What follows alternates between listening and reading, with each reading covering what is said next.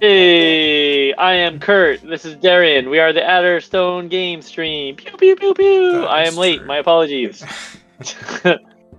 I came from a social engagement. Social engagements are good. Are you drunk? Yeah, social Tell me that you're engagement. drunk. I did drink, but I'm not drunk. Ah, what a shame. It takes a lot to get me drunk. Yeah. I mean, well, not as much as foreigners. Okay, Chrissy says no, it doesn't. But it takes. I think for an Asian person, it takes a lot to get me drunk. For an Asian person. You're above average. Like, it's relative. It's relative, right? I'm Yeah. above average in Japan. I mean, And even when I am drunk, I'm like the same. So it Yeah. actually doesn't. I'm just louder than I am. I don't really. How's you? How you doing? I'm doing good. I'm not drunk right now, and I don't really get drunk much. But maybe we should like slam whiskey shots one stream, like maybe when the book launches or something. It could be fun. Sure, sure. Yeah, but it's like, well, if it's at this time, it's like, what time is it over there right now? It's 2 Is it o'clock. like 1 p.m.? That's fine. Yeah, Yeah, that's like a proper. Yeah. That's like a salesman drinking Yeah. time. In Like we British used to people sometimes drink go for at beers. lunchtime, so it's fine.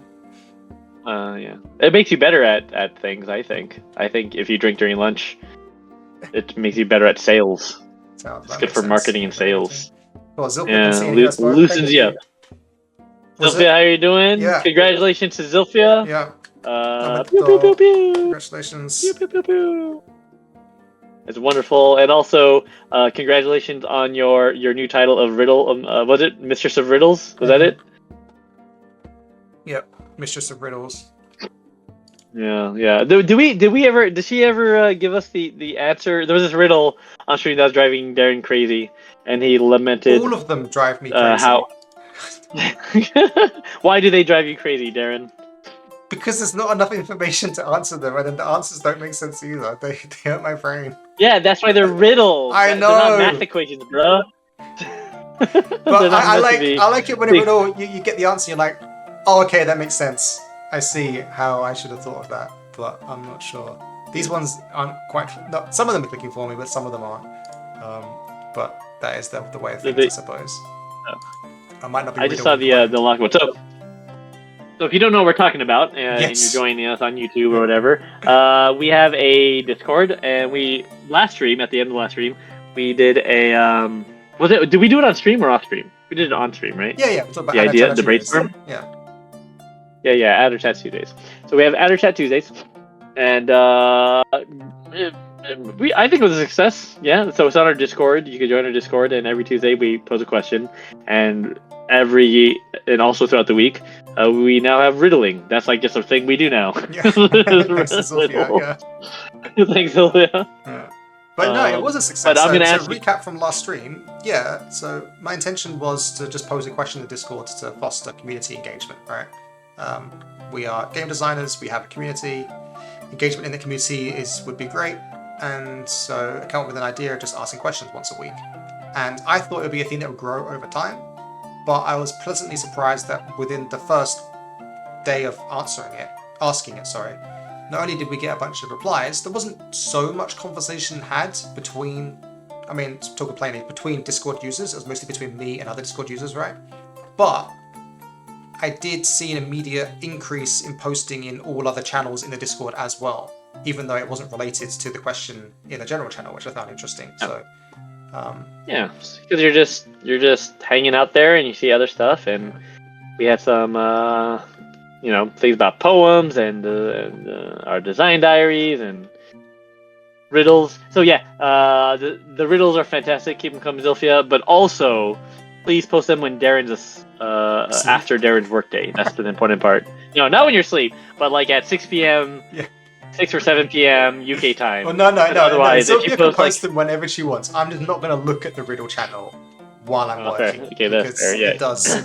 It has. I don't want to shame you, Zilphia, but you've taken like hours of work week away from me this week. Well, not you. Your riddles have. I've been preoccupied by them quite a lot. Yeah. No, but I also argue, my argument. I'm like, no, it's just like a brain exercise. That's what that brain is. exercise. Yeah. There's nothing wrong with that. It's exercising your writing muscles with riddles. I feel like riddling is something we don't do enough in society anymore. Hot take. I think Zilphia is bringing back something that's very fundamental to, because everything is like, oh, I don't know a thing. I'm just okay. Well, ChatGPT, tell me the answer. Oh, it's something. It's my bias. And no, used to be like, oh, we don't know the answer to this. We gotta come up with an answer. And sometimes they're right, and sometimes they invented a religion. And it's like, you never know what's gonna come out of it. Yeah, there's will be Out that change of of the times. unknown. I just need to understand that I get too hooked by riddles, and so I need to look at them at other times, and that's okay. Yeah. So don't you change. That's right. I All must right. change. I must change. Yeah, she continue being the master mistress of riddles. Yeah, exactly. Right? Is that your title? Hold on. Yeah, mistress of riddles. That's it. Yeah, Ha, okay, so cool. wonderful. So All I right. think we're going So to get straight Darren, into today. what are we? Oh, yeah. I was gonna ask you. That's what was on my mind. What are we up to today? We got a bunch of things. I think we're actually going to be doing like our streams of old, where we're going to be reviewing what we've done in the week, discussing stuff that we both have questions about for each other, and then doing it live on stream where we can mess it up and everyone can see what it's like to actually make things, basically. Sure. Yeah, the pressure of showing our work. Yeah, Which I exactly. think fine. Yeah. Mm-hmm. So, But that's what we're here for. Oh yeah, okay. I know exactly where I want to start. So, to begin with, to bait in the people from outside the stream, I'm just gonna put up this lovely artwork that we have so that people can see that and be drawn into the stream like flies through a honey trap. But that's not what we're talking about right now. What we are talking about right now is, so this week and the last week, Kurt and I have been writing the player introduction sections for each of the 5 clans. These sections talk about what it's like to be a member of that clan. So the Penavant clan, we talk about the territories, what it's like to live there, what kind of homes they live in, what kind of food they live in, what kind of resources they have, what kind of dangers they're subject to, what their culture's like, how they dress, what kind of festivals they celebrate, their internal and external politics, and then a group of regions and important locations in those clan lands. So it's a lot of stuff, and that's what we've been writing. And then at the beginning of these sections, there's character creation notes. This is feats and talents. So in Avalon, I'm calling them talents at the moment, and for obviously D&D, they are feats that you can take as a starting character as a member of that clan. And then there are character creation tables. They give you all sorts of prompts to help you flesh out your character and give you ideas of what people in this society are like. You don't have to use them, but they are there in case you want to use them. So, for example, we have names, masculine and feminine, nicknames, tribe names, trappings, so things that you're wearing, hairstyles, cultural decoration, distinctive features, jewelry, heirlooms, and then personality quirks. And I'm not sure if all this is going to make it into the book. That's actually one of the things I wanted to talk about. But first, I wanted to go over abilities. So previously, on streams way ago, months ago now, I wrote some ideas for abilities for the Pen Levy, and then we had a big discussion about it on stream and developed a few more together, and then settled on 3 that we really liked. Where are they? I'm finding them now. I guess they're under here. And the 3 that we settled on were Death's Visage, Swamp Stalker, and Spirit Sender. And what I ended up realizing was that we could divide these 3 talents. Okay, rewind. Why is there 3? There doesn't have to be 3. We could just do 1 for every clan, right? But I like to do more than necessary, and we like the idea that not every Pen Levy is the same, right? Not every Pen Levy should have the same talent. You should have multiple different Pen Levy talents. So we're doing more work than necessary just to make the book cooler, I think, which I guess is part of the name of the game, right? Yeah, well, I have a thought on that based on recent revelations, but continue, and then I'll bring my thought. Yeah, sure. And so we ended up deciding on 3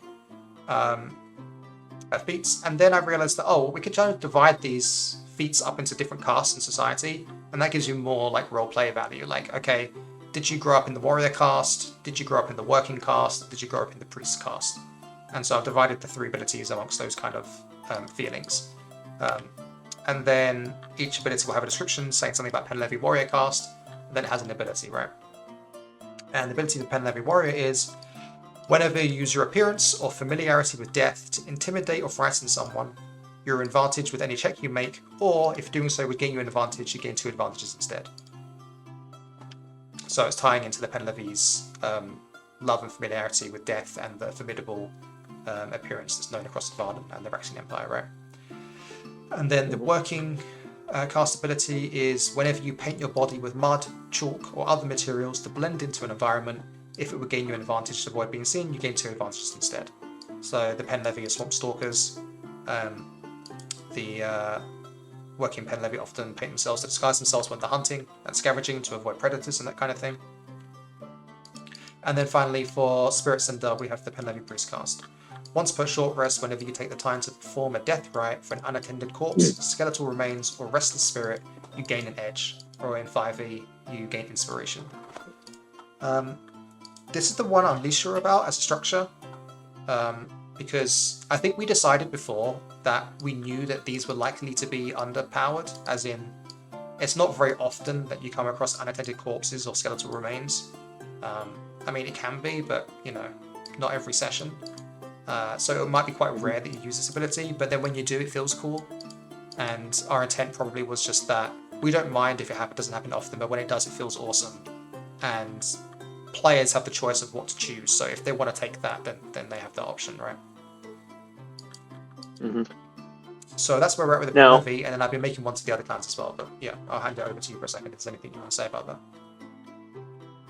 Yeah, I'll just say myself too, like one other kind of development is the fact that we're also fleshing out the names of the tribes, and whether or not it would make sense to try to tie these abilities to tribes instead. But I do like the idea of just putting to the cast like we've done, because then you could be a swamp stalker from one tribe as opposed to, like, you could be a swamp stalker from any of the 3 or 4, whatever tribe is in your thing, right? So maybe that makes more sense. Yeah, that's interesting. With regards to spirits, but I actually don't necessarily, because it's still the clan, right? We're it's important to stress that you're part of the Pen Levy clan, so by making it available to everyone and making the tribe more flavorful right now, I think that does make sense.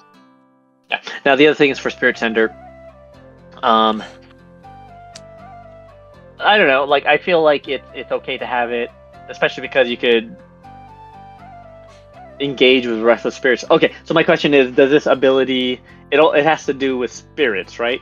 Like, for example, if you're playing a campaign where the game master chooses to have when you say skeletal remains, if it's an animated skeleton, do you gain an edge against skeletons?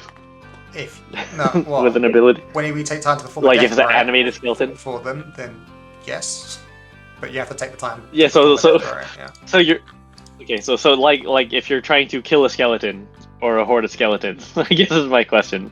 Does this ability give you an edge against a horde of animated skeletons? No. I mean, unless you forgot what the word edge means in Nevada, that might be the case. No, yeah, that's like your what do you call it? The card you get to later use as an advantage or an ability. Yeah. So I mean, if you do what it says, take the time to perform a death then you get the edge. For an unattended corpse that remains or spirits, you get an edge. Yes. Okay. Yeah, I don't know. I feel like there's enough spirits, right? Okay, like that's fine. Okay, cool. But anyway, I mean, at one point in time we thought it was fine as well, because these are the abilities that we decided together. Then for the Pen of Bunk, I'm quite happy with these, although we have a choice to make because I made a few. For the Warrior cast, I haven't got a name for it yet, just Warrior of the Sea. And it is whenever you throw a javelin, trident, or net, your advantage within check you make. And if a foe must make a check against its attack instead, they're disadvantaged. And the reason why I like this is originally I was thinking of avoiding combat abilities. I didn't want them to be super powerful, but to encourage you to behave in the way that your clan behaves, right?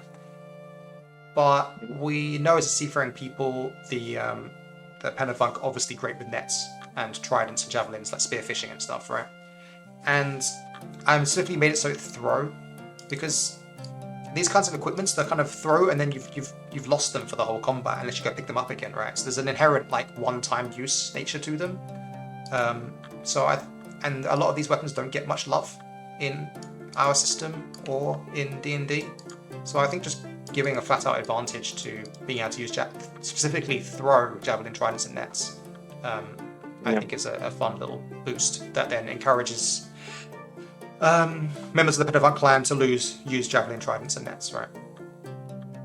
Mm-hmm. And okay, yeah, I mean, I think that's flavorful and interesting.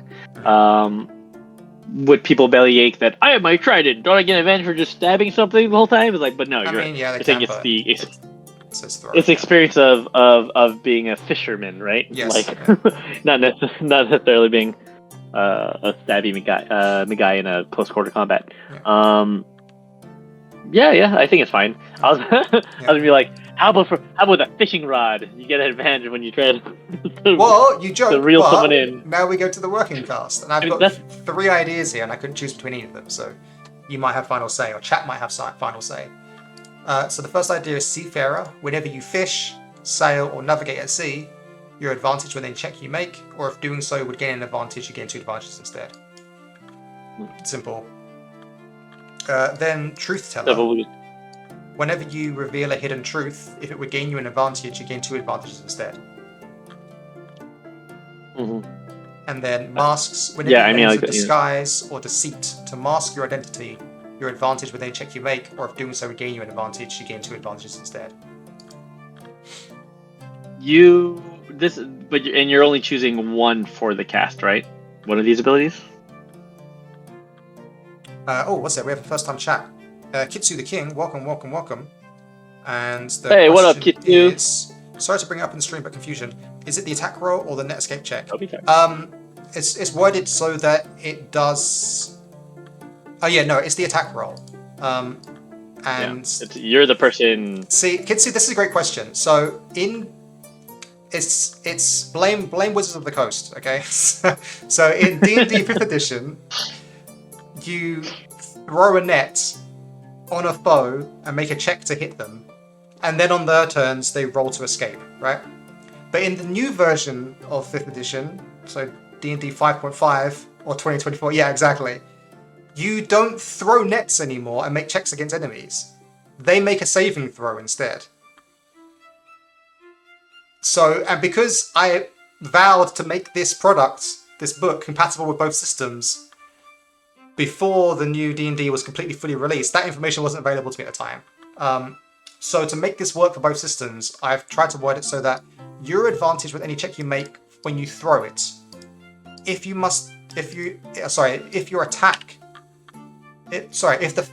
the foe you attack must make a check instead, i.e. a saving throw, they are disadvantaged. So it's only for the initial throw, not the checks made afterwards to escape. But this awkward wording is there literally because of the change to how nets work in D&D 2024. And that's it. Yeah, I thank you for that because I'm a 2014 loyalist. Yeah, exactly. Actually, I was surprised by that. I've heard it from a lot of people that saying, they're sticking to the old system. So, I mean... I've seen some YouTube videos to that effect. Yeah. So we have a huge... Kitsu, are you a backer? Oh no, we've seen you in the Discord, right? I think. Are you the Kitsu in the Discord, perhaps? But yeah, so... Yeah, Against the Fairy Queen, our campaign book, was made for D&D 2014 and Legends of Avalon. And so it's important for us that we make this book also compatible with it, because that's what Against the Fairy Queen was made for, regardless of what D&D 2024 is doing. So yeah, our priority is Legends of Avalon 2014 and then 2024. Yeah. Do you think there's going to be a similar divergent design path, like what happened with like 3.5 and Pathfinder, where people just like run with 2014? I don't think so, because 2024 is so similar to too similar, right? It's too similar, yeah. Yeah. Anyway, awesome. this is now we get to bloody edition wars. Which... Yeah. That's a whole topic for another stream, probably. Yeah. Awesome. So that was a great question, by the way. Yeah, that was a great question. Kitsu, that was a fantastic question. Okay, so each of these casts is going to have one ability, right? So you're trying to decide between these 3 abilities. If that's the case, the one that makes the most sense to me is Seafarer. Seafarer, yeah. But not just because sense, the one you think would be most interesting in play and encourage behavior. Because Seafarer makes sense, but it's annoying because it might not ever come up in an entire campaign, right?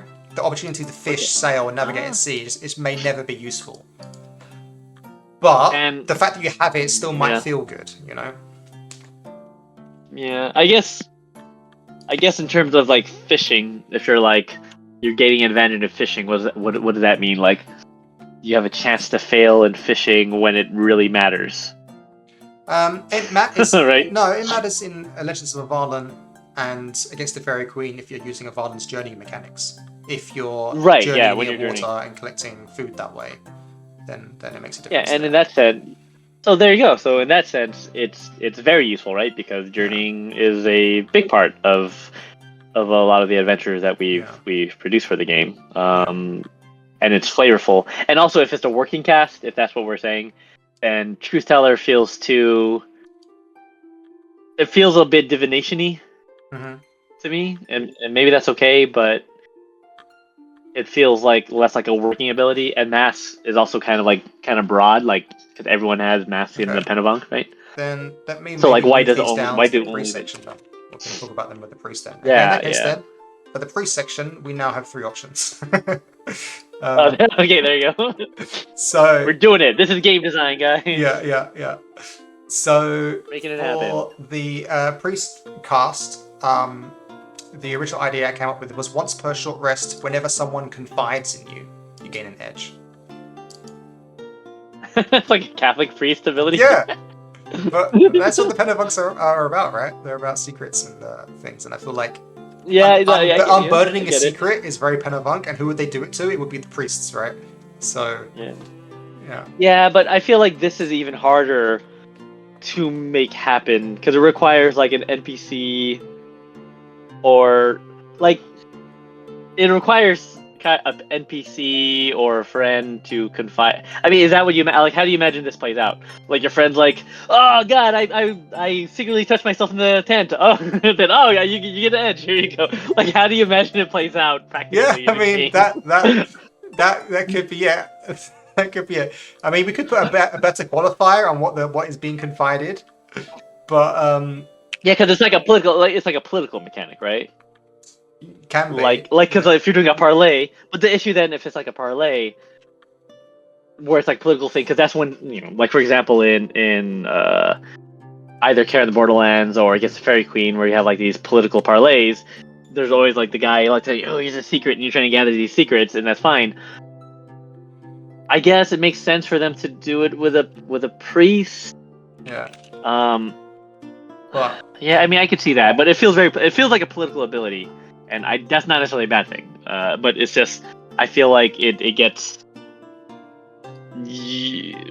narrowed. Like you might have to put something about that to make sure like it's obvious to players how to use it. Right. Yeah, that's that makes sense, right? Okay, in that case, then we also have Truth Teller and masks now available to priests as well. Something to do with whenever you reveal a hidden truth, or whenever you disguise or deceit your identity. Yeah. I also I like how these are two opposite abilities to like basically diametrically opposed. Because the first one was like, yeah, tell me your secret, don't worry about it, you get edge, and the other was like, this guy touched himself and he I had the same thought as well. Yeah. There's just but the point about it is it encourages you to find out secrets, right? Because then you can use your ability to do something with it. Okay, and when you reveal a hidden truth, that means you reveal a hidden truth to the world, to everybody. Because that's also the issue, right? Like, if the philosophy of the Penavog is to gather secrets and take value on them, revealing it into the open, is that what they're trying to do? Because then a secret loses its power, right? Yeah. Well, that's the point. Because you're not necessarily. It's not when you reveal a hidden truth you gain an advantage. It's whenever you reveal a hidden truth. If that would gain you an advantage, you gain 2 advantages instead. Oh. So you've got a secret and it's got power, and then you reveal it at the right moment to grant you that power. If you're successful, then it's even more successful. It's the intent. So if you learn something about someone and you save it to the right moment to unveil it, such that it would gain you an advantage in a situation, then you get 2 advantages. So same thing in a. So, for example, in a combat, if you're the player who learned that the monster is killed because it has a weak spot in its heart, and you withhold Sure. it from the group until you go into combat. That's what you imagine, right? That is Yeah. that is I mean, a thing that yeah. I mean, fundamentally, I do like this kind of ability. It reminds me of a Saga, the comic Saga, like the race of moon people. Like the magic system they use is based on revealing secrets. Oh, that's So cool. I like it personally. That's like a whole thing, and then but it's specifically with magic. In order to like cast spells, you have to like give up a magic, and then but it's slightly different because the author is using it like to move the plot along, right? Sure. It's like I have, spoiler alert, I have a month to live or something. You're like, oh, that's the secret, you're gonna die, that kind of thing. Yeah. So it might be okay. It's And kind then of I guess we can fun. ask any other Yeah, I mean, it is fun. ideas. Do you have any thoughts? And then and also for game design nerds out there, it's okay if we don't decide now. We can just say, yeah, we're not sure about this. We'll come back to it later. So yeah. So the mask, I'm still not a fan of giving one of the cast a mask ability, just because everyone wears masks, and so it would feel kind of weird if only one cast got it and everyone else who was a Pentafunk didn't get it. No, it just means Maybe. I mean, that's my you're better initial. at it. That's all. Oh sure, okay, fair enough. So if you're playing like a Pentavonk campaign and like all 5 of you are Pentavonk, and only one person takes masks, he's like, I'm very good at wearing masks. Fair. Yes. Yeah. Yeah. Now these are all, they're all basically, except for Truth Teller, they all mainly strike me as political social abilities, which is fine because as a priest, I guess that makes sense, right? Yeah.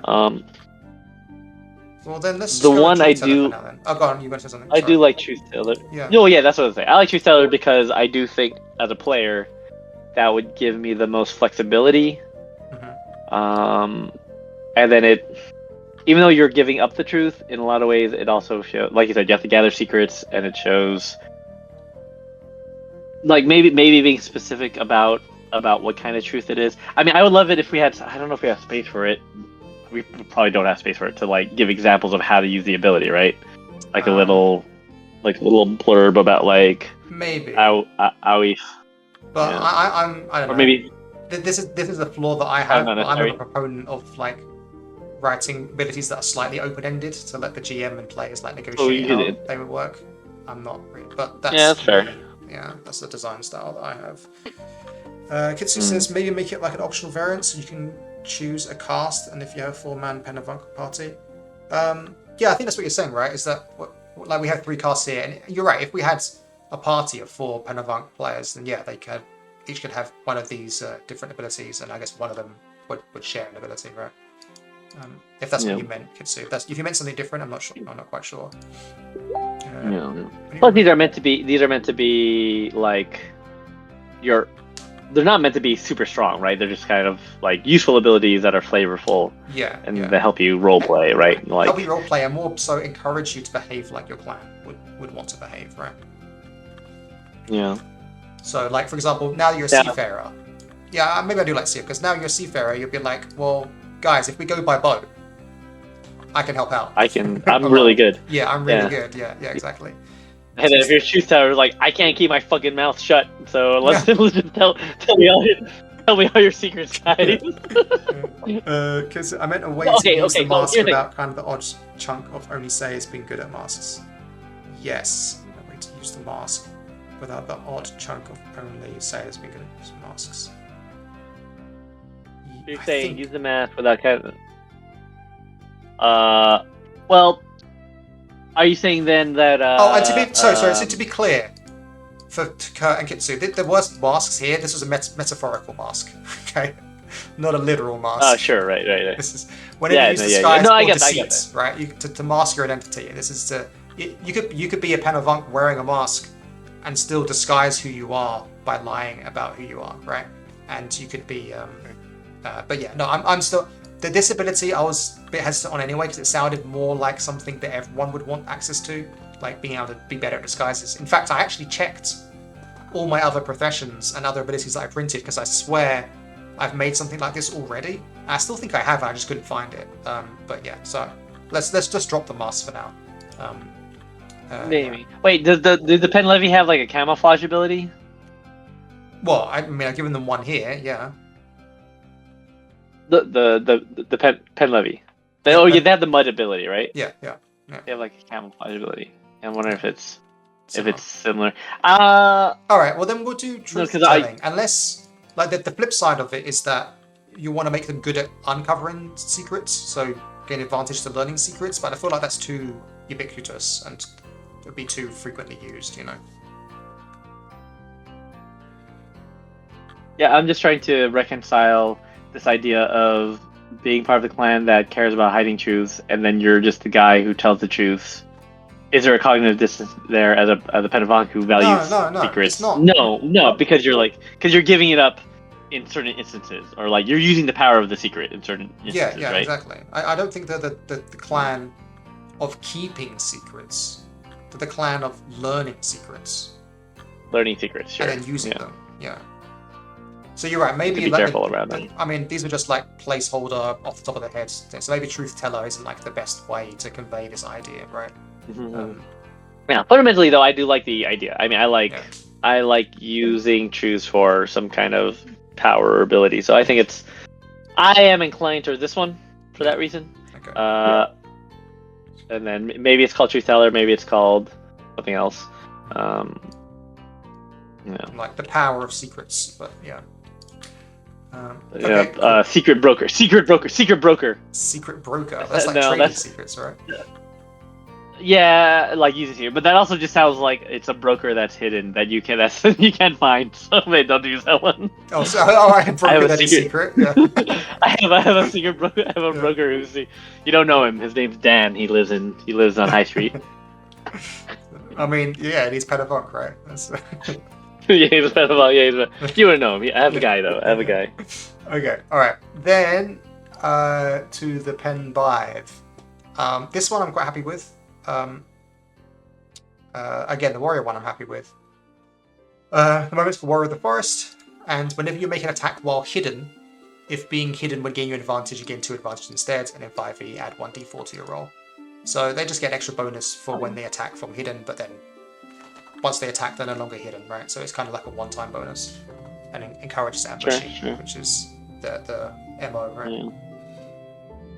Now, is this abusable? Like, if someone's like, I'm just gonna snipe, they can't see me, they don't see my location. Like, if they try to be like a bow and arrow sniper. I'm pretty sure. I mean, in D&D, I think the rules are that once you attack from hidden, you are now no longer hidden, revealed, right? Just by default. Yeah. I don't think we have an explicit rule like that in Avarland, but it's kind of implied. I could, if this is too strong, I could make it more restrictive, like while hidden by foliage, for example, and so it just doesn't work in urban environments or whatever. Yeah, but then you're making it more narrow, right? Where as opposed to being someone who could ambush someone from rocks and so on. Yeah. Rogue cunning action hide trouble. Yes, I did consider this, but don't you have to make a check to hide and be in cover to hide? But I guess what you're suggesting is that if you're in cover from far away, you shoot and then hide with a bonus action. While you're still in that cover, you then technically are hidden again, right? Do you have to make a check to hide? Because that would be important. I mean, I could also do it like once per encounter as a restriction, or once per short rest, to make it just like an initial ambush thing. I mean, that's probably, bonus action stealth check versus passive perception. Yeah, that's what I thought. So, yeah, I mean, I like to make my abilities as elegant as possible with as little words as possible, but this might warrant a once per encounter or once per short rest kind of situation, even though it feels weird. Or maybe at the beginning of an encounter, you can make an attack while hidden. Yeah, something like that to make it just once per encounter, so it can't be abused multiple times in an encounter. Yeah. Okay. Thank you, Kitsu. Much appreciated.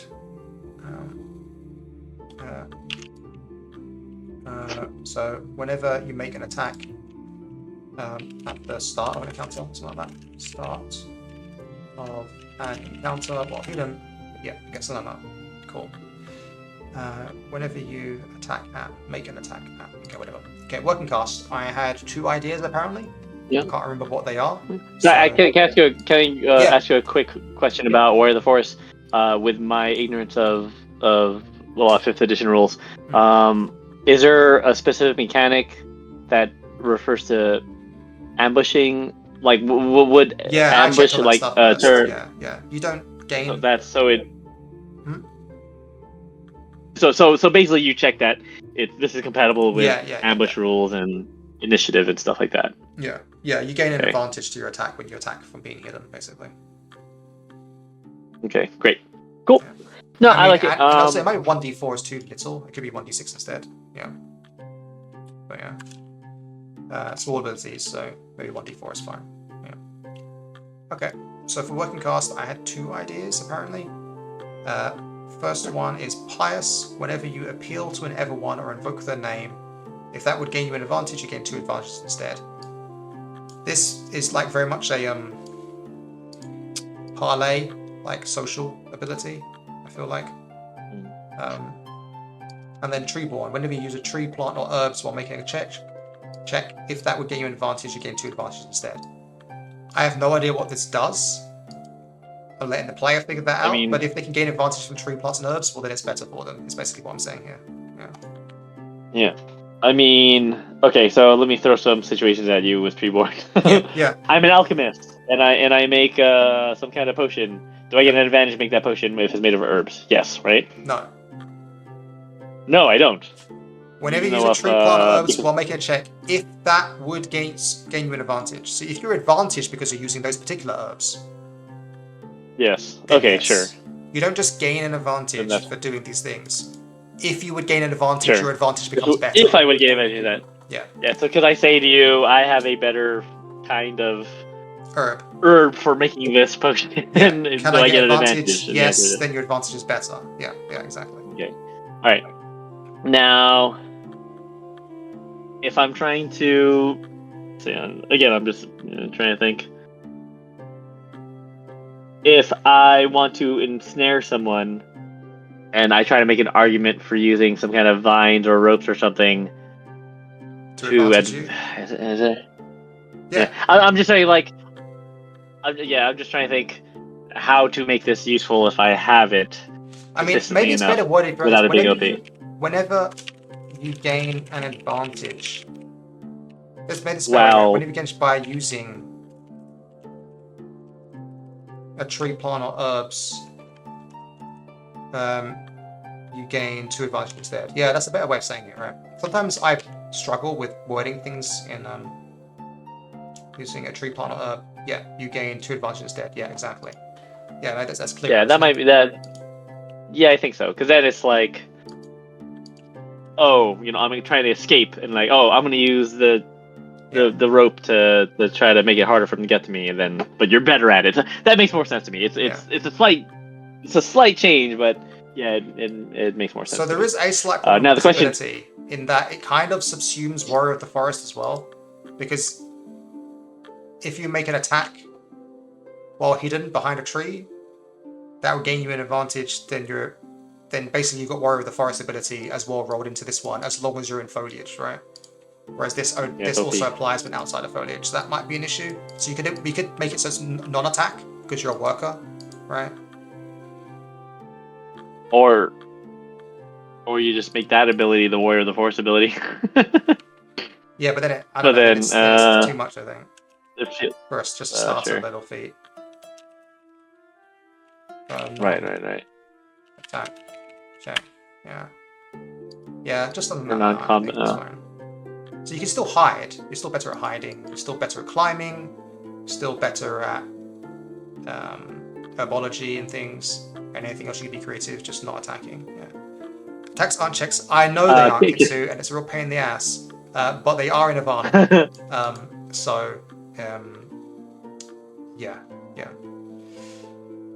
Yeah. And I think this rules text still works in 5e. Yeah. So okay, actually, the question this still is something I needed to bring up with you. Actually, I wasn't going to do it on stream, but there's an issue with the way that 5e words things. Not everything in 5e is a check. Right. They solved that problem in 2024 by introducing D20 tests. Now everything is a D20 tests, and some of those are checks, and some of those are attack rolls, and some of those are saving throws, right? but we can't put D20 tests in our text because we don't use D20s. So what I'm going to have to do is there will be at the beginning of the book. There's always in the beginning of Against the Fairy Queen. There's like a D20 compatibility section telling you how the book is written for both systems. And for this, I'm gonna. Sorry, apologies to any 5e diehard fans, but I'm gonna write a rule that says when I say the word check, I mean anything that involves randomized outcome or a player action, right? Yeah. How does that make you feel, Kitsu the King? Yeah. Give us your feedback now, live. Let us know what you think. Because it is interesting. It's one of these. I must imagine for the D, like that's why they came up with D20 tests for 2024. It must be so annoying to have to specify attack check, saving throw, sorry, attack roll, saving throw, ability check every time you talk about a roll, right, in the game. Is that, and is this ability, is this a differentiation based on the fact that they don't want attacks to be checks because certain things give you bonuses to checks, but they don't want to give it to you for attack? But the argument to that is, well, then just call them attack checks and non-attack checks, which is what I'm doing, right? But But anyway, I'm not here to tell WotC what to do. They're very, very smart people. No, you are. Yeah. Zelfi says, an attack roll. So Kitsu says, Lay Shrug might lead to confusion with stuff like the two abilities you mentioned before. I think that's fair. And chat we had, but no, I think about leading to confusion with stuff for the two abilities. No, we're talking about the abilities here, right? Like maybe, but yeah. And then Zilphia says attack roll is close enough to a check. They both use D20s. Yeah. And Kitsu King says it's mostly separate things like expertise and jack of all trades. Okay. I don't know what that means. I mean, I know what expertise is. It gives you bonuses to some checks, and jack of all trades gives you bonuses to other checks. But I mean, we're not going to go there. I'm not going to go there. It's done. Okay. Anyway, so we have Pious and we have Treeborn. Yeah, and I guess you like Treeborn more, basically. Yeah. Well, because Pious again sounds like a priest cast ability to me. Yeah. Because it's pious, right? Yeah. And that could just be the flavor of the word, right? But what you're saying is that everyone in the pen by the traditional or pious. So I understand where you're going with it. Can I read the ability again? Did you move pious? It? Yeah, that's here. Whenever you gain advantage by appealing to an Everone or invoking the name, you gain 2 advantage instead. So what I'm worried about this is that. Sorry, go ahead. I mean, I have to reword this because I don't want this to give you an advantage whenever you cast a spell, right? If you invoke an Everone while casting a spell. My intent is that it's purely for social, maybe even like battle cries is fine. Like if you're given energy to your allies. Yeah, exactly. With the power of the Evermother. Does that work? Like not for yourself, but if you're using your action to embolden your allies, then it would work, yeah. So see, that would be unclear to me. Like whenever you gain an advantage. Well, that's what I'm saying. I'm thinking about changing this for that reason, but yeah.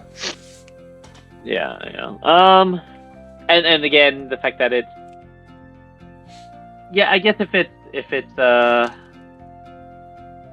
it's not for a personal bonus, like if it's something that supports others or how would you say, like a supporting type actions, how would you, I don't know how you would word that. I don't know. I'm like, I want to say with speech, but that still doesn't, with like speaking, when you gain advantage for speaking, or for speaking, or how would you word that? I don't even know. I don't want to say non-spell, non-attack, you know what I mean? Mm-hmm. That's too much. Advantage. Right. Well, this other ability you have for the once per short rest, uphold the tradition in the face of opposition, you gain an edge. Yeah, I tried to think of something about them being like obstinate about traditions, but it was really difficult, and that's the best I could come up with. Yeah. I like the idea of obstinance, but the way this is worded. Oh, we have some more. Another recommendation from Kiss the King. Recommendation in case it helps. Combat check, attacks and saves. General checks. Everything else. Okay, so combat checks are just attacks and saves. I mean, I guess that would is that the actual wording in Yeah, that's Is difficult that though, the because specific you wording? get saving throws for non-combat situations though as well, right? Yeah. Yeah, that's is that game terminology? Yeah. Because you're right. If you have saves that are non-combat, then that would just be like an exception to the rule or whatever. Yeah. I don't know. Okay, we're gonna do more research to this topic, isn't that right? Yes. Yeah, Yes. I get. It's on my research list, but I do like the idea though of like having qualifiers checks on the copy and paste it. Kitsu King says. Thank you, bud. No. Any Thank you, wording Kitsu still King. trying to You're the be king relevant. for a reason, my friend. That's true. Yeah.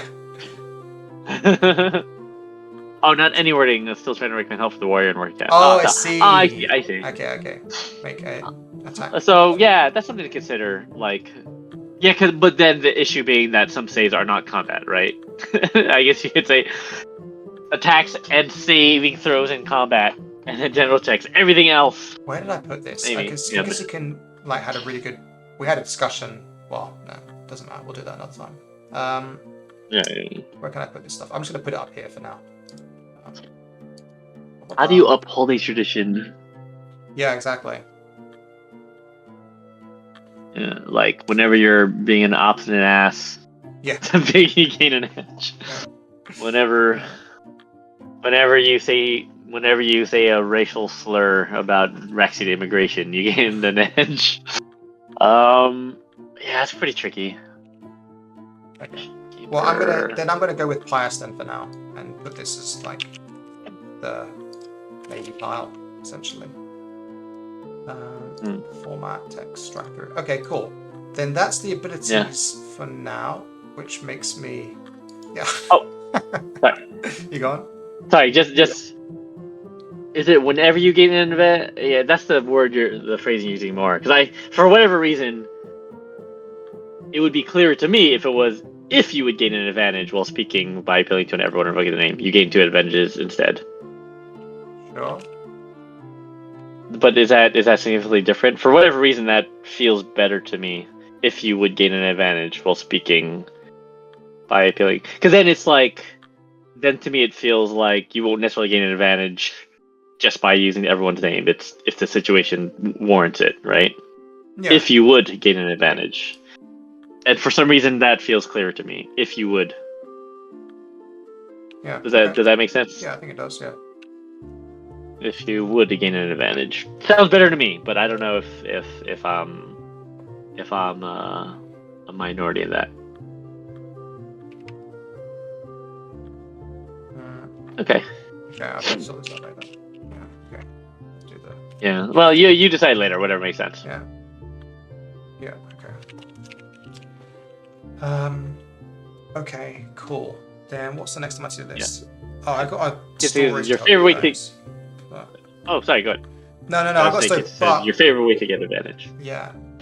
But we'll do that in a second. Actually, what I want to do instead is I want you to brainstorm some ideas because I got stuck. So I wrote all the pen buyer stuff and did great, and maybe I'll take you through it later. But we had the Siluris and the Ordovik, and basically I divided the pen buyer into 3 regions, and each region has like 2 main locations and 2 natural locations. Kind of, so there's 2 towns here, and then Kokov Tomb, and then Advertag. And the Blackwood has 2 towns, and then a Werefolk town. Oh, we need to talk about that as well. Werefolk, yeah. Okay, that's on the talk list as well. Then Fidel Matir, and then the Elwood, which is the northern territory, has a tribe in it, and I couldn't think of anything special for that tribe, and I couldn't think of anything special for a tree there. Off that, I just got stuck. I got writer's block. Like, I already have a super spiritual tribe. I have the warring tribe that's lost most of their lands to the Raxians and are really angry about it. Right. I have a sheep-caring tribe that live on like great hills that protects the forest from the darkness in the Blackwood. And then I have this tribe that's shepherds that's north-facing towards the borderlands. Maybe I'll get the map up. I have this tribe that's north-facing towards the borderlands, and I just couldn't think of anything for them. Yeah, exactly, in Elwood, here. I just couldn't come up with something for them. I did a bunch of reading, I did loads of research, and I just got no inspiration. And I wanted to include another spot for them that's important and special, and I thought it should be another tree because we've only got one special tree.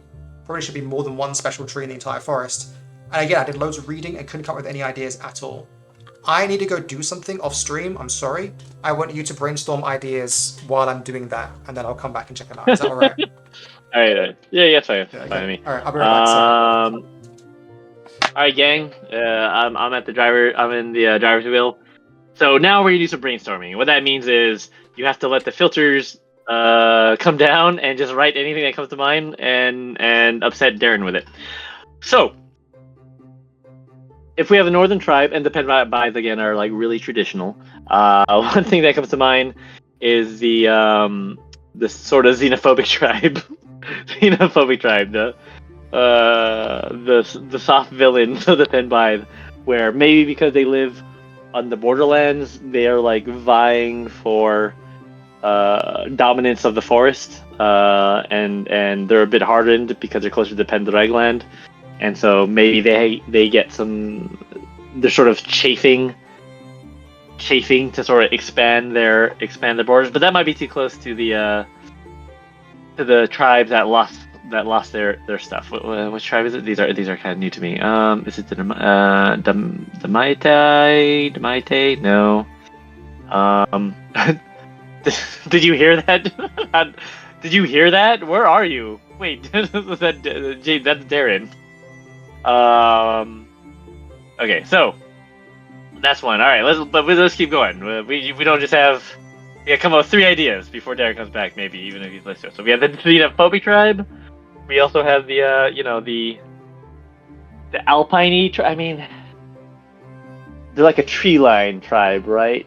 So if they're tree line, they're like taiga. They're like red green. So in magic terms, they're like red green. What does it mean to be red green? What does red green mean in Avalon? They could be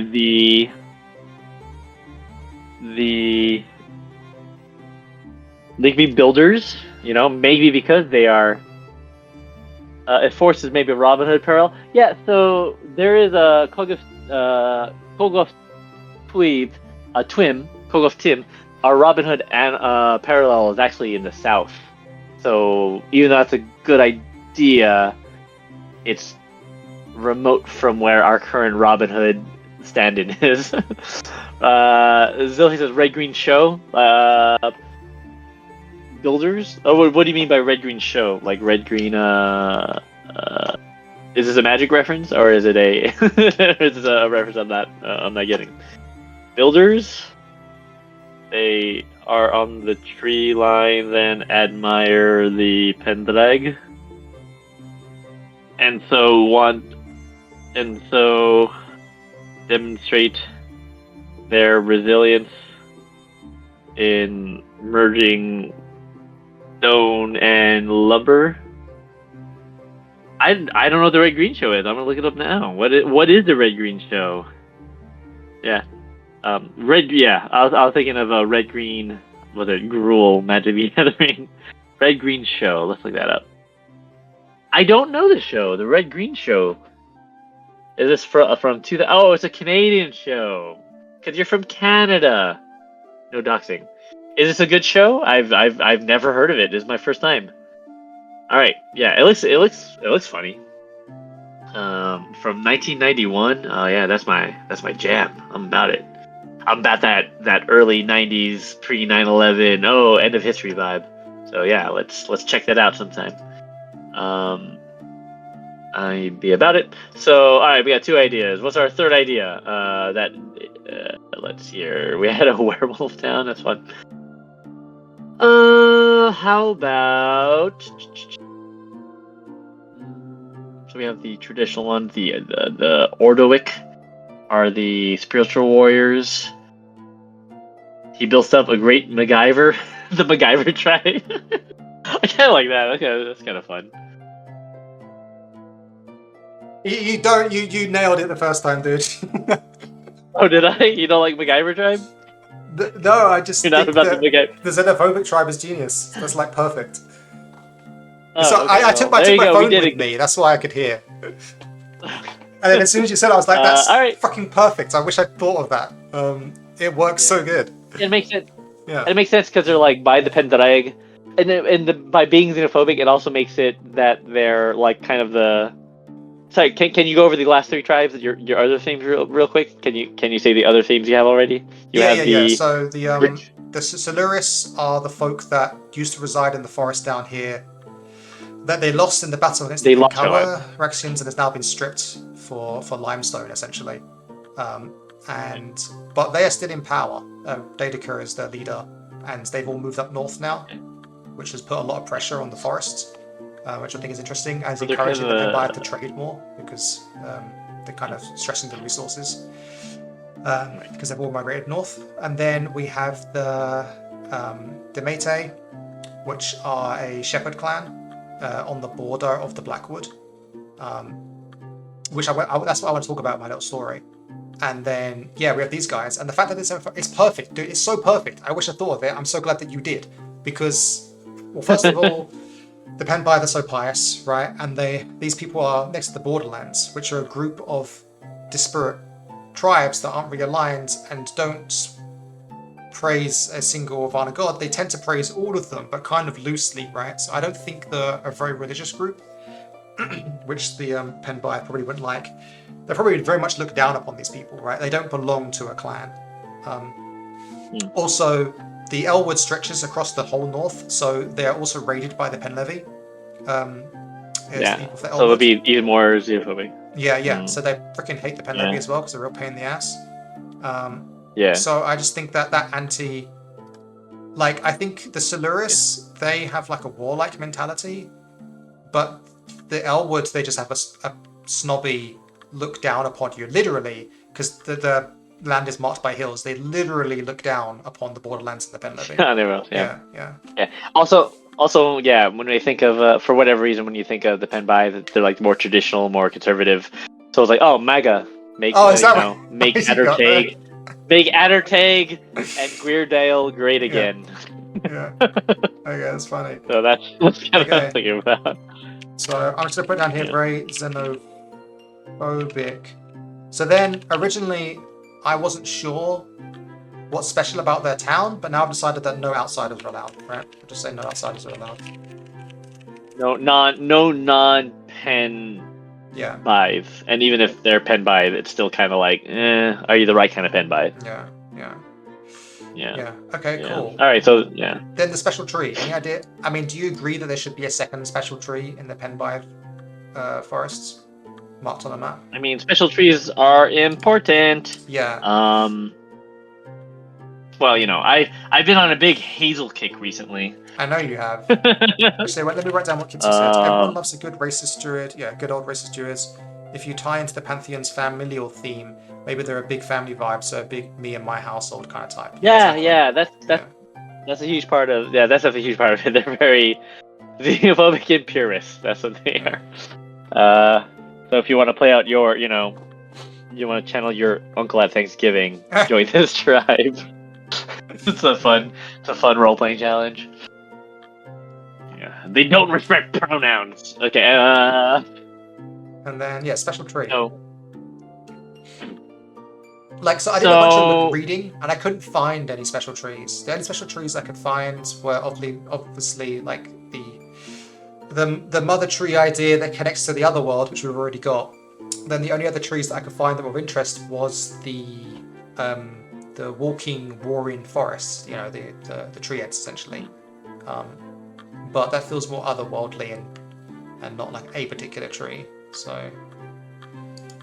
Yeah. So then the answer is just to invent something. We just need to come up with a special tree. It shouldn't be that hard, right? But here we are. We have the folklore to drop on. Correct me if I'm wrong. And against Fairy Queen, did we have the magic salmon? Yes. Okay, so the magic salmon subsisted on again. Just follow my train of thought. Sure. They subsisted on hazelnuts. That's also part of the reason why hazelnuts have a special place in Celtic mythology, is that they believe that magical salmon from the magical salmon, it's that was like the food it ate to be, and it had the power of wisdom. It granted the power of wisdom. So hypothetically, you could have, and also the hazel trees have a special property. I think it might be Irish mythology, of being like the choice of wood for storytellers. So like bards would use it to make their staves. Okay. Well, I'm happy already. So hazel tree that grants wisdom, it makes talking animals, right? Like animals that eat Sure, these yeah, hazels begin to talk. Yeah. Yeah. Now, I'm gonna throw this out there. So we also have hazel trees on in the border of the Eye Barrens, right? What if the Pen of Ankh know about this and they consider it like part of their domain, and so they're constantly trying to like search for it in their lands? You So mean that's the also part of the reason why they raid. Wait, what do you mean? No, yeah, the Pen Levy Yeah. worship because of also this association with death. Yes. Yeah. Salmon of Wisdom, thank you. So it could also be that can also cause tension. Like Oh, you mean it's the like Pen a Levy are holy raiding the tree Penbythe looking for the hazel tree. because they also think that tree is holy, and they sort of begrudge it that it's in the land of the Penbythe Maybe. territory. But I mean, there's going to be a lot. There's going I'll to throw be a the lot of idea out hazel there. trees here, probably. I think, but we're talking about one particular special hazel tree, right? This is a special one. This Yeah. is a very special one. Yeah. It was a gift from the Ever Stranger to the Ever Mother. Oh, there we go. Yeah, that's interesting. Special. Yeah, that's hazel fun. Tree. Well, no, it grants wisdom. It would be the Ever Elder instead. And it grows in waters and stuff. Yeah, could be that too. Whichever. Yeah. I mean, it's kind of tricky, right? Because all these things are sort of. Yeah. Well, Something like that. so. But yeah, that's fun. Okay, cool. I We'll mean, solve our problem. Yeah. Yeah, that's awesome. All right, thank you, dude. I knew that. Just 2 brains is just better than 1 sometimes. All times, mostly. Yep. All right, now I finally can tell you my funny story. This is a really good one. Do it. I'm very happy. Lay with it this on one. me. So this is a lesson of 2 things. Oh, this is about werewolves. About werewolves. Oh no. Were people? But it's part of that. We can come to that as well. Yeah. Okay. Okay. So. Lay it on me. How is this how it goes? So yes, I was dividing up the Penbythe lands. So previously we mentioned this in other streams actually, but previously we've been very vague about what tribes exist and what live where because I wanted GMs to make their own stuff, right? But now we're actually making it, so we have to actually decide and pinpoint these things down. So I need to decide what are the big clans in the Penbythe territories, right? And where do they rule? And I decided to do a south, north, and kind of like left divide, where there's the Glincoth Forest in the south here, there's the Elwood in the north, and then there's this place here called the Blackwood. Now it's not labelled on this Avalon map, but it is against the Fairy Queen. And I've decided this place is very dangerous, which is why it's called the Blackwood. And I think it's interesting that if there's even a place in the forest that even the Penbythe don't go, right? I think that's cool. So then when making my tribes, the first place I always go to is history, just to be inspired and see if I can find cool stuff, right? And I went straight to like the Welsh tribes, and probably many people that are into Celtic history will know the Silures. Yes. They were a tribe in the south of Wales, and so they came into a lot of contact with the Romans, and they lost a lot of territories to the Romans and fought many battles against them. And we have a tribe to the south that's lost lots of territories to the Romans and has done many battles with them. It makes sense to name them that. Often when I find names of places and things, I'll try to look for older versions of those names rather than using the modern ones to add like just a more ancient twist on it. But the Silures is as far back as I could find as a name, so that's just sticking it as it is, and you can Google that name and you'll know immediately. So that's the Silures. And then once I did that, I was like, well, let me look at the map of the clans in Wales, the tribes, and one of them was the Urlovic, and they're really cool. They were North Wales, and they are the ones that fought the last battle against the Romans before they conquered all of Wales to defend Anglesey, right, Ynys Mons, the great druid groves, sacred groves on the island off the north coast, right? And the name literally means hammer people. Hammer fighters or hammer people, yeah. And I was like, well, that's really cool. But so then I was like, okay, let's make them hammer warriors and make them spiritual because of the tied to spirits things. And I was like, well, why do they use hammers? Well, maybe it's out of respect for the forest because they don't want to wield sharp implements, right? I was like, that's kind of cool. And then because they're associated with Anglesey, then I was like, well, we should put them actually here instead of the north. Our Anglesey is over here, right, in Ystwyth. So we could put them here on the coast at Gwyrdale, and they can have a close connection with the Druid Conclave out there, and they would protect it to the last man as well if they had the chance, right? So that's cool.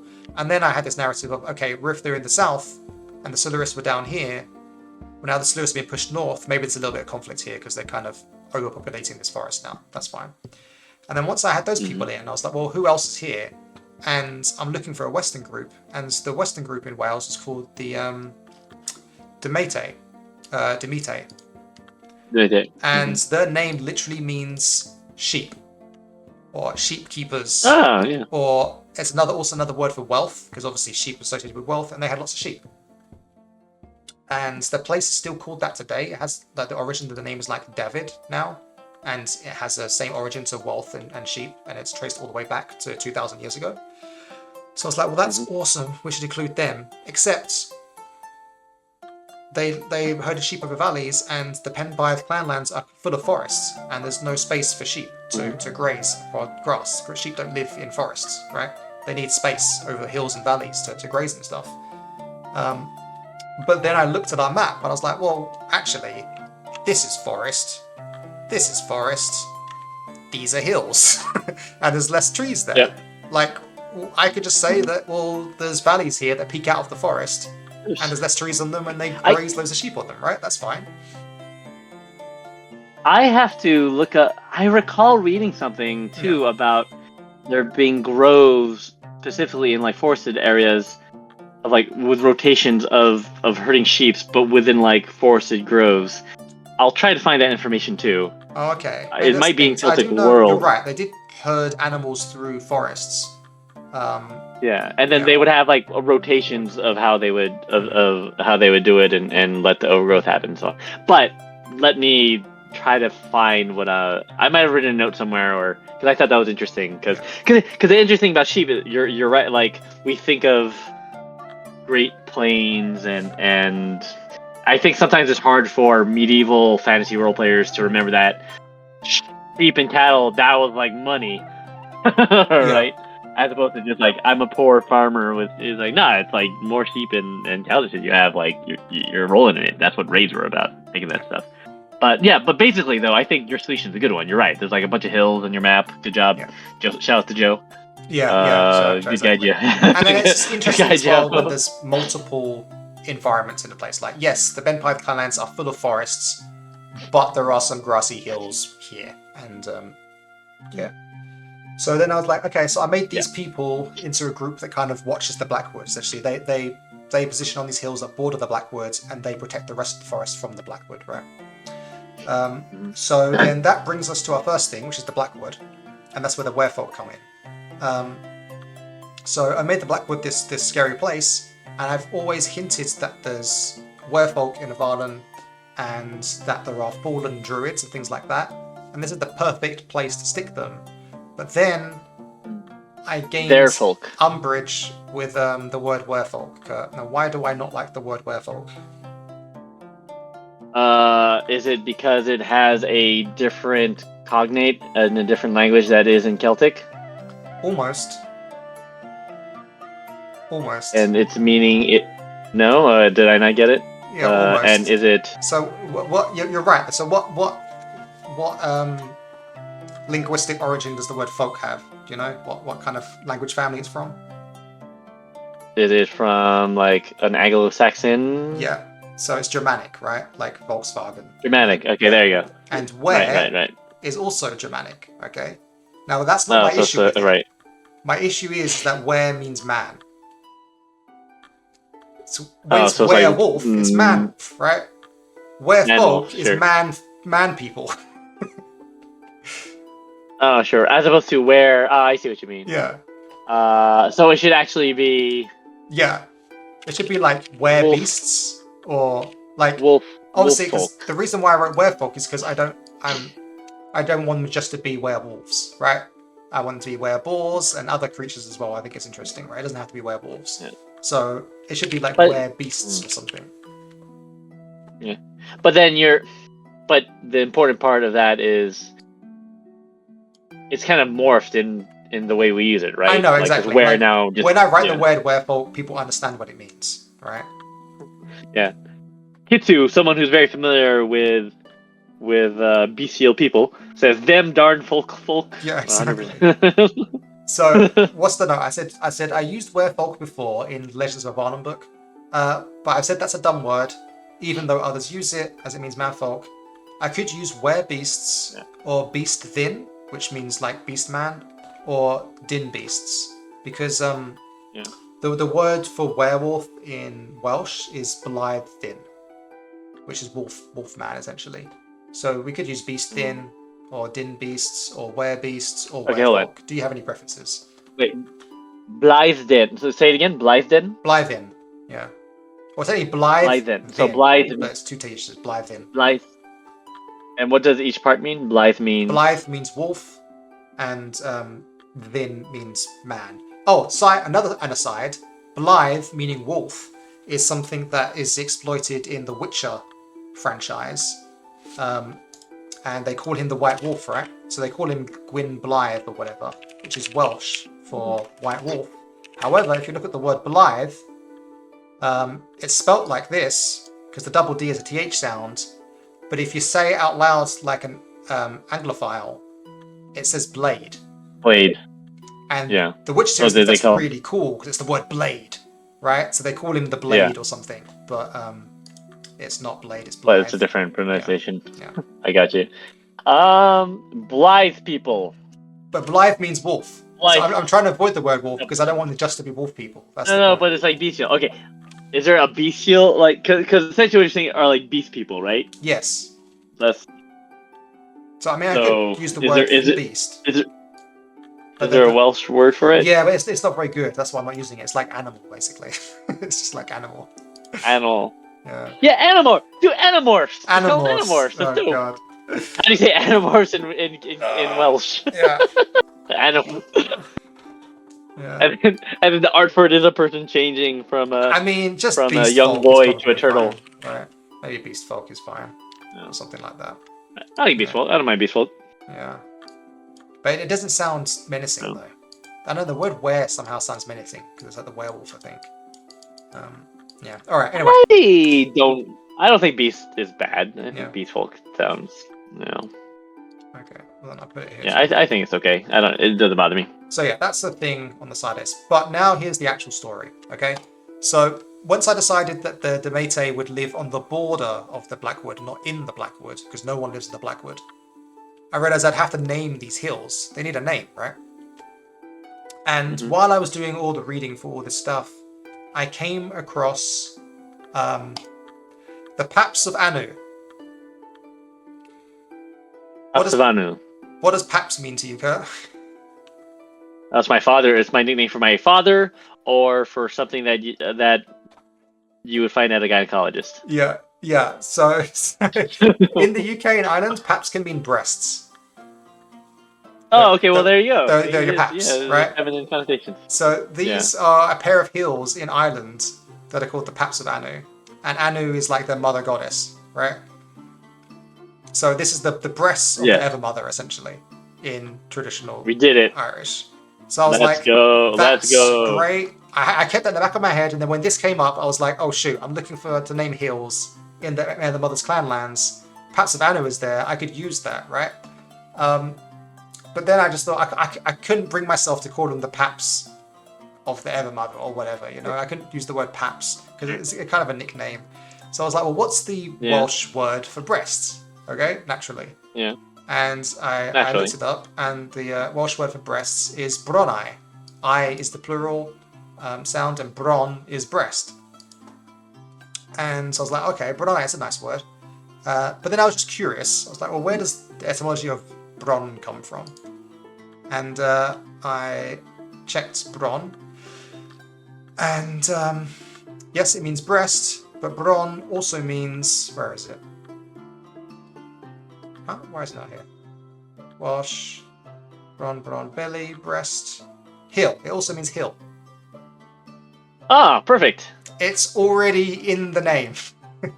It's already there. We got it. Wales I mean- already calls their hills breasts, and they already call their breasts hills. Yeah. Okay. So Yeah, it works. it works. See, you're just channeling your ancestors, But it goes deeper. forefathers. While Tell I was me more. while I was looking up the word for breasts in Welsh, there is another word for breasts in Welsh. It's like bosom and breasts, and the other one is here. It's wait, was it here? Oh, I swear it was here earlier. It's minwes. I have bron breast. Let's go to breast. Is it here? Yeah, minwes. Or mainwes, and that means like breast or bosom as well. And then I looked at that word, and I was like, wait a second. This is very familiar. This min right here. Yeah. And I was like, what's the word for mountain? in Oh, Welsh? there you go. And Is it? the word for mountain in Welsh? I've forgotten exactly what it is, but it's min. I think it's just min something. English to Welsh. So does our English word then for our modern use for mountain derive from that? They have similar From origins. Celtic? Yes, Minith. That's right. Like Minis Tirith, actually. Oh, you mean Tirith? Yeah. So it's Minith. Yeah. So I was like, okay. Wales calls the hills breasts, and then the mountains like big breasts, essentially. Is my guess. Or right. it's the other way around, right? They had the word for hills and mountains, and they call breasts hills Your breath. and mountains. Now, I can't confirm the minwes and minith, like, cognate correlation, etymologically speaking. I couldn't find anything about it, but I couldn't find anything disconfirming it either. And it seems like too much of a coincidence for it not to be the case. Sure. I mean, if you found this many different words for hills and breath, there must be a billion words for phallic-looking things. Probably. I'd imagine. Yeah. I'd imagine. No, good research. Let it not be said that you cannot learn about linguistic origins here on the Adderstone Game Stream. Thank you, Darren, for that deep dive into the breast of Wales. All right, so you decided basically then on using one of those. Yeah. So these hills are now called Bronai Matir, which means the breast of the mother. Bronai Matir. Yeah. We did it. Yeah. You did it. Good job, buddy. Yeah. Thanks, dude. I'm about it. I'm about it. Okay, so yes. All right. Well, so no, I mean overall, I'm glad that you gave solid. Yeah, obviously, I want to defer to you on some of the stuff that I've written, make sure that the names line up with the things that you're happy with. We're happy with. We'll do that. But yeah, you have your new xenophobic tribe to mess around with. Yeah. And yeah, let's go. So, I have one more smaller thing that we can talk about, but it's not that important. So, is there anything that you want to discuss about stuff that you've been doing at all, or anything you want to work through? I did actually. I did the similar thing for the pen levy, and I'm working with the pen Cawr right now. Mm-hmm. I don't think. I'm trying to think if there's anything I'd want to work through on stream. Yeah, anything you're not sure about. Yeah, I think no. I feel pretty good overall with the way I'm gonna approach it. And we've talked about this before. The only thing that's giving me pause is how much of the Raxian stuff how to avoid the Raxian stuff, because there's a lot of like mingling, right? Yeah, I think like, I actually want to is... do the other way. I think. You're talking about the pen Cawr specifically.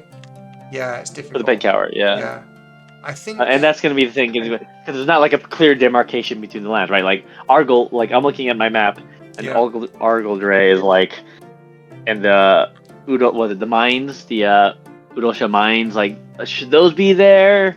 But then it's like right next to Valonium, but we talked about Valonium, so we don't really talk about that, and it's... Yeah. Yeah, I mean, it's... the divide, in case you're not clear, the divide is the River Tamases and then the River Argol, right?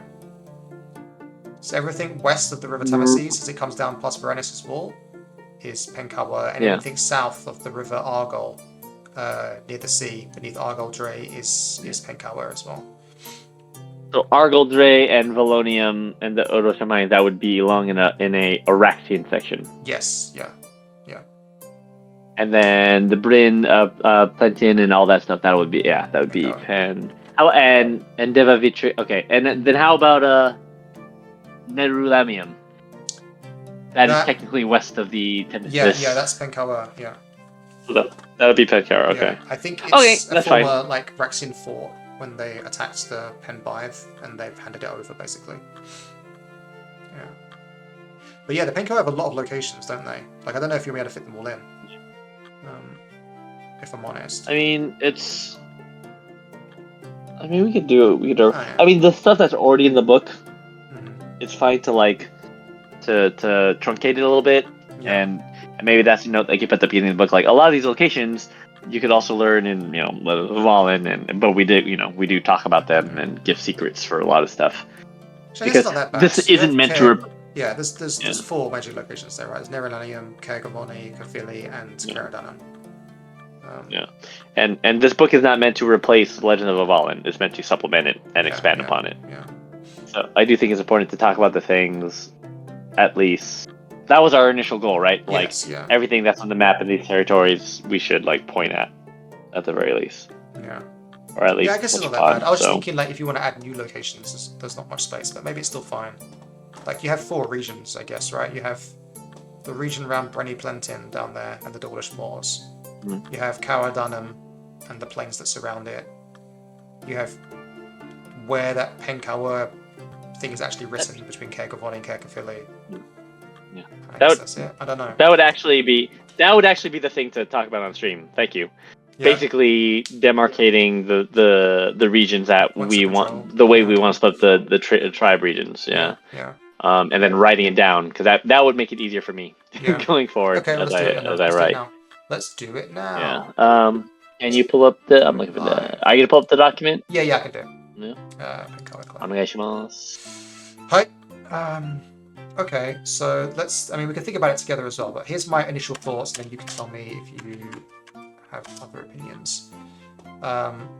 So, the way I'm looking at it is that the former Penbythe territory, which is like Nerulamium and North, is going to be a weird space, because... Oh, that's the other thing I wanted to mention about was like the timeline.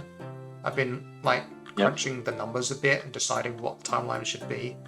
And I've decided at the moment, but I'm not completely sure, is that the Braxians came about 30 to 40 years ago, right? It's hard to say exactly when because they came and then left, and then came and then left, and then finally they landed, right? Say they finally landed, like first contact maybe 40 years ago, actually landed 30 years ago, right? And then for 20 years, maybe that's too many, they kind of agreed with the Penkawa certain things and have this kind of map with Rexian to the left, east, and Penkawa to the west, right? And they built settlements and expanded and pushed Penkawa tribes into their own territories, and a lot of, upheaval was happening, but it wasn't really affecting the rest of Avalon yet, right? And then 10 years ago, although maybe it could be more, I mean, decide that really, that's when the concerted effort of advancing north happens between the Penkawa and the Braxians. And they had a campaign that followed the Tamases north through the Penbythe territories, perhaps burning things as they went and destroying stuff. And eventually they will turn back at Glambach. Right, that's the canon that we've saddled ourselves with, right? They reached Glambach and then a great battle there was fought. That's when the Penstrike and the Penlevy came in as well, and they were defeated and routed. And that ended that war. But in the process, they still took loads of ground from the Penbythe. Then over those 10 years, they built Varenis' wall and destroyed the forest that was there for limestone and resources and other stuff, right? So the forest used to go down to where Nerulamium is now, but that got eradicated. And then 3 years ago, the Penkawa Brennan, Tiberius, died. And his elder son, who was anti-Rexian, did not take power. His younger son did instead. And then his elder son was exiled, and then he joined the Daedicus Cawr. And the reason why that is that I feel like that should be relatively recent. It can't be that long ago. Like, I feel like he couldn't be in the court for 10 years or whatever. That feels like way too long, right? And so that's where my head's at with the timeline. any. Yeah. So that would put Dedica. At about, because the key linchpin is Dedica has to be young enough or old enough to have fought in the war, Yeah. but still young enough to not be dead. Yeah. So I imagine Right. she fought in her 20s or 30s for some amount of time, and then now she's like 40s, 50s, basically. And then the bigger point is That that her sounds right. children were too young to fight in the war. I think that's the more important part. Her Yeah, daughters were because too young to right, fight, yeah. But now they're old enough and right, eager. right. Yeah. And we also don't have the problematic lore of her well, inspiration's daughters. not yet. No, that's just true. The story's not over, right? So Story's not over. Yeah. Yeah. Well, okay. Anyway, Yeah. so the tricky part then is that like Nerulamium and Uexolodinium are technically in Penbide land, but they're like the spoils of the Pen Cawr, right? Yes. Yeah. Former Pen Bythland So a decade ago, but now definitely not. In fact, I wrote a line here that I quite like in the Pen Byth clan section. Where is it? Here it is. There was a fourth, talking about the forest regions in the Pen Byth clanlands, there was a fourth forest region, the Silurian forest, until the Pen Cawr and Raxians conquered and stripped it for farmland and limestone over a decade ago. A crime that won't be forgiven until 100-year-old oaks shade those lands once again. Right. yeah, I like that. Yeah. That's the long term vengeance. Let's do it. Yeah, exactly. So I imagine Nerulamium, Victrix are all new fortresses built within the past 5-10 years, basically. Uxeladonium might be a conquered fortress from the Pen Byth, and they've renamed it, which is interesting in its own right. Right. There was one more thing about the timeline. The one thing that gives me slight qualm about the timeline, but it's probably fine, is that the leader of Cawardanium, Tiberius, previously we've kind of painted him from the Pen Cawr perspective as a man of peace, because he's the one that stood up to the Reactions when they first arrived, and instead of being conquered, they became allies, right? Now, obviously the Northerners would argue that no, they were conquered because look, all the Rexian territory is here. But he would argue that no, well, we've prospered from it and we still got all our lands. And then now I'm saying is that he's the one that led with the Rexians in the invasion into the Pen Byth lands. And for some reason that feels bad to me, because in my head he was this guy that had these principles and he was like pro keeping the Valak around. And now I'm saying that he invaded the Pen Byth. Maybe his arm was twisted by the Empire, I don't know. But for some reason I have qualms with it, but maybe you don't, and it's fine. It's just like people have different facets to them, and stories are told from different perspectives depending on what clan you're in. So yeah, what are your thoughts on that?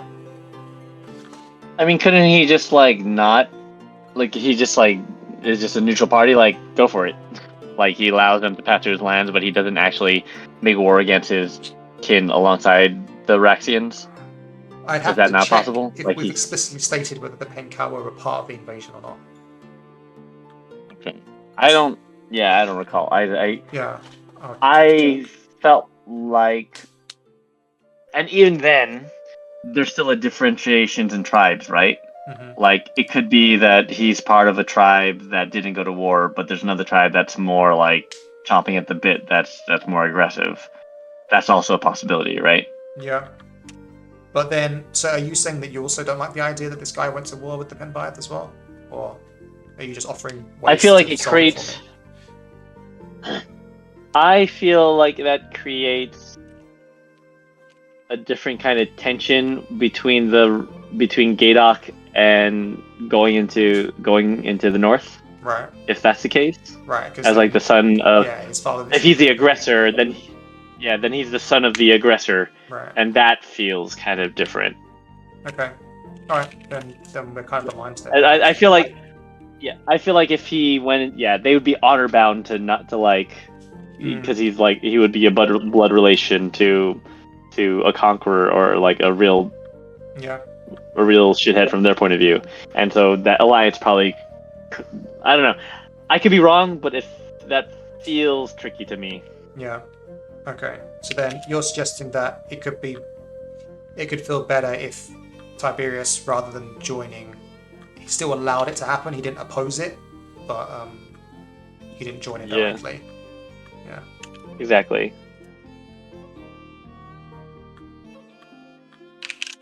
Yeah, I think if that's the mind you had before about his characterization, then yeah, and especially like with his sons, right? Like he kind of plays both sides because clearly Gidok is more traditional and pro, and then the other son is like very Raxian, so he could be he's like a conflicted person. But I feel like teaming up with the Raxians against everyone else, it's too one-sided for someone in his position. I mean, but it did It's happen. not Though. playing. We do. I mean, oh yeah, but that's recently though. Oh yeah, Kurt, this works. Okay, so I have to check if we haven't said it explicitly, but yeah, this is good stuff. Okay, let me just write down because it would be weird. Allow Gadok's son of Invader to join 5 royals. Also, now Yu San is in charge and actively warring with factions. Okay, so the reason why this is important is because this is something that,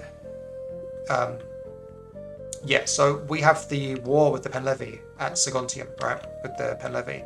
And in the Yavalan book that's there, and the story is told, and explicitly in the story, a Cawr army joins the battle to surprise the Penlevi and crush them in defeat.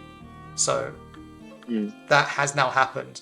But that's now happened since Tiberius died and his Raxian loyal son has taken control of the clan, right? So then, hopefully, I'm going to check the law. If Cawr haven't previously directly gone to war with the other clans, then this marks a shift in politics, right? That they've directly joined the Raxians on the field of battle against the Penlevi. And that's literally just happened in our law canon. Yeah. Yep. Yeah, it shows. Shows change of politics. So I guess we need to mention that. Yeah. In the politics. So that's an important point too. Yeah. Okay. I'll note all these things. So then, to what you were saying, I think that the regions would be one. There would be this region on the previous Penbythe territory, and ostensibly it's supposed to be Cawr, but in reality, I think there's a huge Raxian presence here. Like the Varenis' war was built by Raxians, upheld by Raxians. There's just it's just completely integrated. There's lots of Raxian forces and soldiers and military here as well. It's like it's like the South Korean border or whatever with like UN. DMZ, DMZ. Yeah. The DMZ. Yeah, there's the supporting forces here. So that's one thing. That's just a weird place to be and different. I feel like even though geographically it looks the same, I think this is like a cultural different spot of the pre-Penbythe territory. Then I would do south of the Lyn Plentin, where Caergorvoni and Caergorfili are. That's one spot, probably. And maybe talk about the Argol then at the same time, I guess. Then the hills and plains around Caerdanan. And that might include Brynny Plentin and the Dawlish Moors as well. Or you can make that a 4th spot. It's up to you. It's the way I think about it. Okay. Yeah. Now, we've kind of established that the Argol forest is like an eerie forest, right? Where people don't really live in. In some places, but the Cawr don't live there. They're not forest people. Yeah. Okay. Okay, yeah. I mean, write it down and we'll make it happen. Yeah, so I'll say Varanius's wall is a weird spot blending Raxian and Cawr peoples, military on former by territory, very military, and mining, limestone mining and timber. Basically, all that glorious Penbythe timber has now been cut down. It's used up. Then, now, I guess I do have a note about timber, but so if they cut down the Penbythe lumber, why haven't they basically demolished the Argol forest? Is it because of treaty? Like, are the Cawr still protective of it? Because it's holy, no, I so think there's an they are. alliance. I think. Oh, they're just slow. It's just taking. Yeah. The Argol once covered all of these lands 5,000 years ago, right? 10,000 years ago, and it's just slowly being reduced. It's just massive. Yeah. Okay. But I think the project at Varanus' Wall was greatly accelerated because they wanted to take around, you have to build a bunch of towns and then construct forts. stuff and just completely conquer it essentially. Whereas there's nothing in the Argol forest for them to go after. So, yeah, exactly. So yeah, okay. Cawr region with a big tribe or two.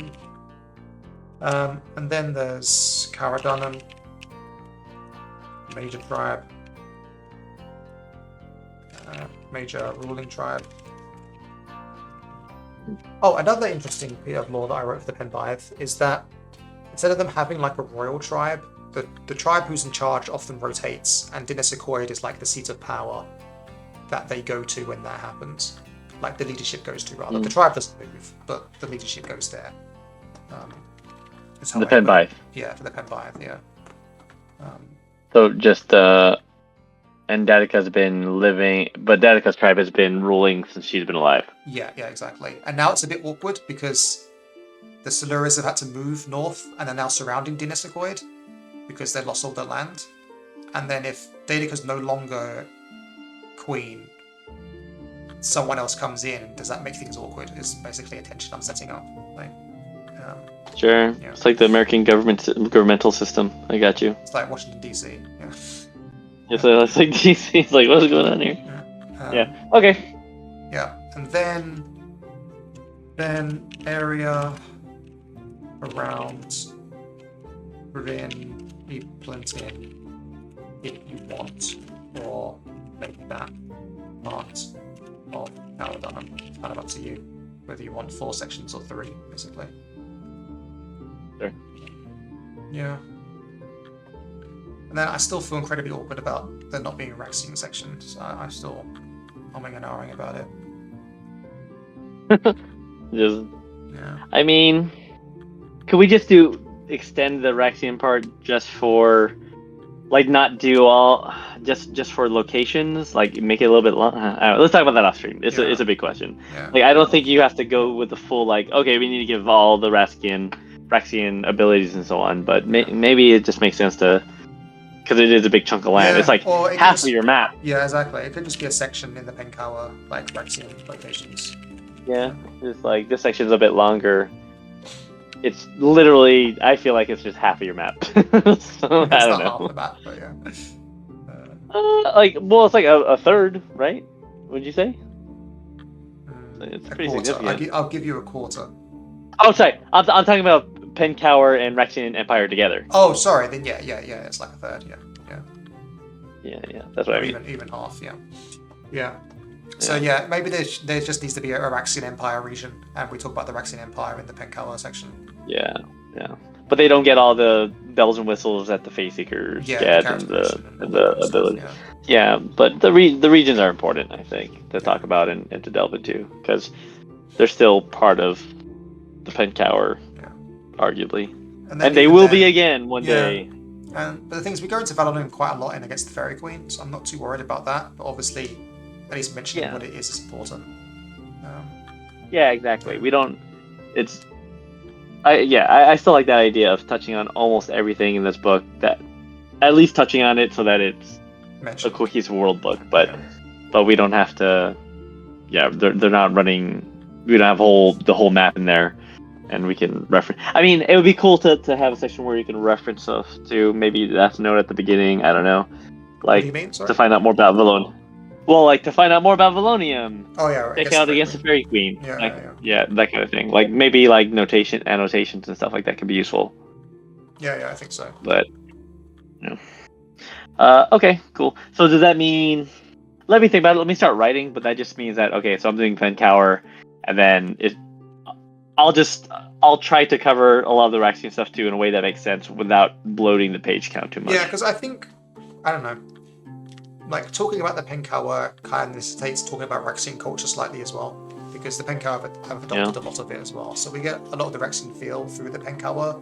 And then if there's just another section in the Penkawa location sections that talks about the Rexian Empire locations on here, then I think that's just a good place to put it in, basically. So in that case, then, I mean, to save you the stuff, maybe, yeah, there's Varanus' Wall, there's the Cawr, Govanis, Cawr, Caerphilly section, then Cawr Dunham kind of takes across the whole south region, including Brenny Plentin. And then the fourth section is the Rexian stuff. And the Penkawa section is bigger than all the others, and that's okay because they're the biggest clan. Yeah.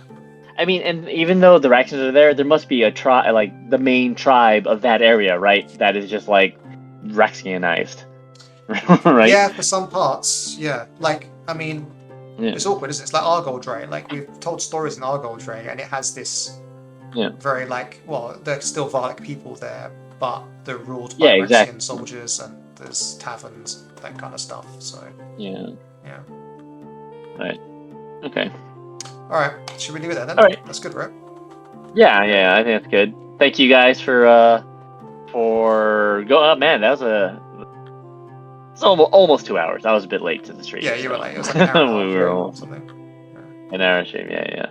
But thank y'all. Thank you to the chatter, Zilphia. Thank you, Kitsu the King. Thank you, El Cato and Jane Moore for also pitching in the chat. Wherever you might be. We'll see you next Thursday. My son is going to be staying with me next week, so occasionally you'll see him run into the room saying, "What are you doing? What's going on here?" and acting like a maniac. So that'll be fun. Cool. Yeah. I was Kurt. This was Darren. Good night. Good morning. Good evening. Good day. Zilphia, see you. And also join the Discord. Check out the for more Zilphia riddles and our Tuesday chat. And if you haven't gone to the Discord, do check out the we still have the question. What was your first role playing, your player experience in a role playing game? Was that it? Your first quest. Your first quest. Yeah, man. I think I mentioned that. We're not telling more. Oh, Rennie stream. We'll talk about it later. All right, Rennie the stream. All right, later, guys. Because there was ending streams. It's great. Bye. It's funny and cute. Bye, guys. Yeah. Yes.